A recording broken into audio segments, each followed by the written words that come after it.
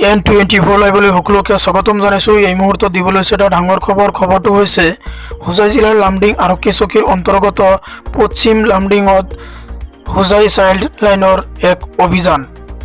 ৰাজ্যত দিনে দিনে বৃদ্ধি পাইছে শিশু নিৰ্যাতনৰ ঘটনা। বৃহস্পতিবাৰে সন্ধিয়া হোজাইৰ চাইল্ড লাইনে এগৰাকী কিশোৰীক উদ্ধাৰ কৰে।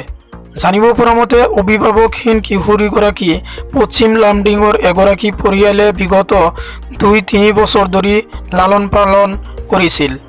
নাবালিকা কিশোৰীৰ লগত শাৰীৰিক নিৰ্যাতনৰ অভিযোগ উত্থাপন হৈছে। ভয়তে কিশোৰীগৰাকী বেলেগৰ ঘৰত আশ্ৰয় লৈছিল।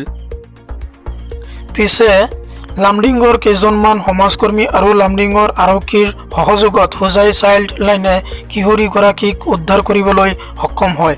এতিয়া প্ৰশ্ন হয় যে কিশোৰীগৰাকীৰ প্ৰকৃত অভিভাৱক কোন?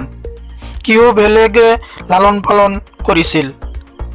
লামডিঙত কোনোবাই কিশোৰীগৰাকীক বিক্ৰী কৰি দিছিল নেকি?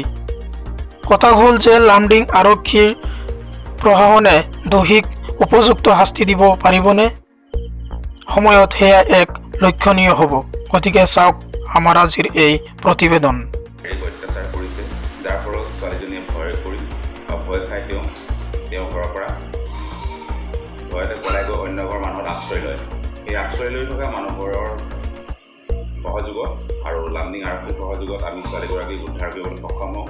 উদ্ধাৰ কৰি লামডিং আৰক্ষী চকীত আমি যিবোৰ আমাৰ যাৱতীয় কাম বা কাৰ্যালয় সংক্ৰান্তীয় যিবোৰ কাম আছে সেইবোৰ আমি নিৰাপদে সুকলমে আমি কাম সম্পন্ন কৰোঁ। তাৰপিছত আমি ছোৱালীজনীক চাইল্ডলাইন হোজাইৰ দ্বাৰা উদ্ধাৰ কৰি CWCত প্ৰডিউচ কৰি আমি তেওঁক শ্বৰ্ট টাইম চেল্টাৰৰ কাৰণে আমি তেওঁক হোজাই OSC চেণ্টাৰত ৰাখোঁ। ইয়াৰ পিছত অহা সোমবাৰে ছোৱালীজনীক পুনৰ CWCত প্ৰডিউচ কৰা হ'ব। CWCৰ নিৰ্দেশ আৰু আদেশ মৰ্মে তেওঁলোকে যি আমাক আদেশ দিব সেইমতে আমি পৰৱৰ্তী কাৰ্যসূচী কৰি যাম। বৰ্তমান ছোৱালীজনী চাইল্ডলাইন হোজাইৰ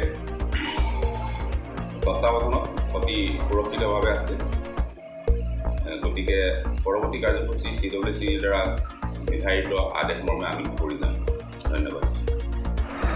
আজি বাচ্চাটো DLSৰ ফালৰ পৰা আমালোকে ৰেস্কিউ কৰিছোঁ। বাচ্চাটোৰ পেৰেণ্টছৰ পৰা এড্ৰেছ নাই, কিবা নাই। আমি খবৰ পোৱা মতে বাচ্চাটো কোনোবা বলপূৰ্বকভাৱে বেচাৰ খবৰ আমি পাইছিলোঁ বিক্ৰী কৰা সংক্ৰান্তত।